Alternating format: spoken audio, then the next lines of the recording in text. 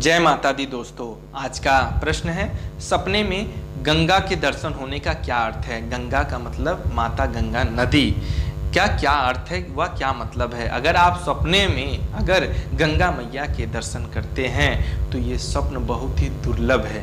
यानी सब कोई गंगा नदी का सपने में दर्शन कर ले, ये सबके अधिकार में नहीं है। सबको ये स्वप्न कदापि नहीं देख सकते हैं। हाँ, ये बात अलग है कि आप बनारस से या कोई धाम से आ रहे हैं तो बार बार वो स्वप्न देख रहे हैं, लेकिन अचानक अगर आपको माता गंगा के दर्शन हो गए तो आप उस स्वप्न के तरह आप भी दुर्लभ हैं। आपकी भी आत्मा औरों से अलग है, पवित्र है, और आपके इष्ट आपसे हमेशा प्रसन्न रहते हैं। इसलिए आपको गंगा नदी यानी मैया गंगा के दर्शन होते हैं। तो चलिए बिना देरी किए हुए आपको इस शुभ स्वप्न का अर्थ व मतलब बताने जा रहा हूँ। बिल्कुल ध्यान से इस वीडियो को देखिएगा और अंत तक जरूर देखिएगा, क्योंकि आप बहुत जरूरी जानकारी छोड़ देते हैं। तो ध्यान से सुनिए कि शास्त्रों में क्या बात लिखित है।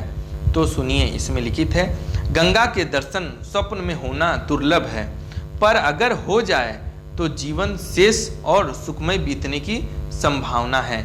गंगा स्नान देखना और भी शुभ है।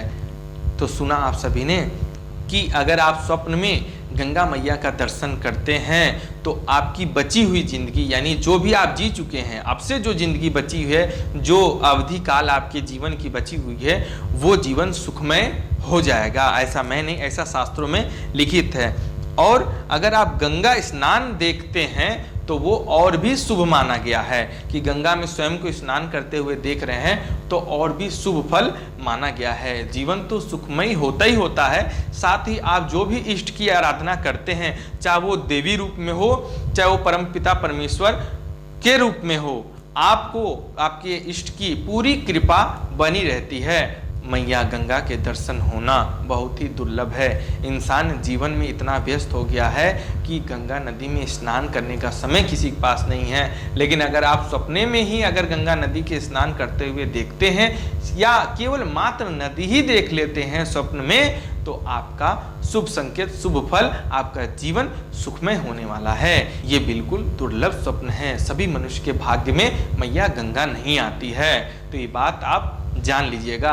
और रही बात कि भले ही आपने स्वप्न देखा है, लेकिन हर स्वप्न का अलग अलग समय अवधि होती है पूरे होने का। यानी हर सपने का कोई अर्थ नहीं होता है, उसका भी एक समय अवधि है। तो उसके बारे में आप सभी को मैं जानकारी बता दूं कि रात्रि के प्रथम और द्वितीय पर देखे गए सपनों का कुछ फल नहीं होता है। यानी रात्रि का प्रथम पहर है शाम 6 बजे से लेकर रात 9 बजे तक, और रात 9 बजे से लेकर रात 12 बजे तक रात्रि का द्वितीय पहर होता है। यानी शाम 6 बजे से लेकर रात्रि 12 बजे तक के बीच में देखे गए सपने, यानी 6 घंटे तक कोई फल नहीं होता। अगर उस समय आपने ये स्वप्न देखा तो उसका कोई भी अर्थ, कोई भी मतलब नहीं होता है। रही बात, आप लोग ये प्रश्न बोलेंगे तो जल्दी से बताइए कितने बजे देखे गए सपने का फल होता है। तो मैं आप सभी को ये बात बता दूं कि रात्रि के चौथे पहर, यानी 4 पहर होती है रात्रि के, तो अंतिम पहर जो होती है, चौथी पहर, वो है रात्रि 3 बजे से लेके भोर 6 बजे के बीच में जो स्वप्न देखते हैं वो प्रायः पूरे होते हैं, सार्थक होते हैं। ऐसा मैं नहीं, ऐसा शास्त्रों में लिखित है।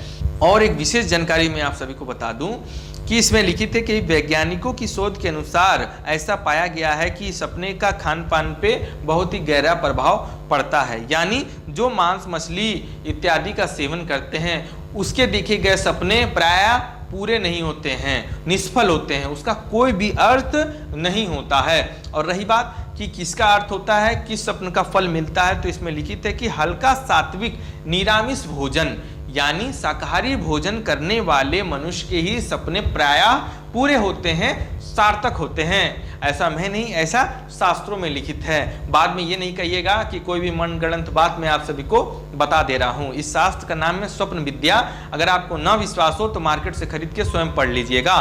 और कई लोग के प्रश्न ये आएंगे कि आप किसी को ये स्वप्न जब बताएंगे कि मैंने ये स्वप्न देखा है और इस वीडियो में देखिए इसने बताया है कि इसका ये फल होता है, तो कई लोग बोलेंगे सपना आता ही नहीं है, तुम झूठ बोल रहे हो, सपने का कोई अर्थ ही नहीं होता है। तो वैसे व्यक्ति को मैं बता दूं कि संसार में ऐसा कोई मनुष्य नहीं है जो स्वप्न ना देखता हो।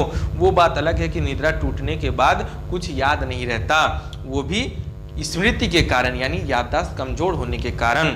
ऐसा भी लिखित है शास्त्रों में कि अधिकांश स्वप्न निद्रा टूटते ही लुप्त हो जाते हैं यानी गायब हो जाते हैं।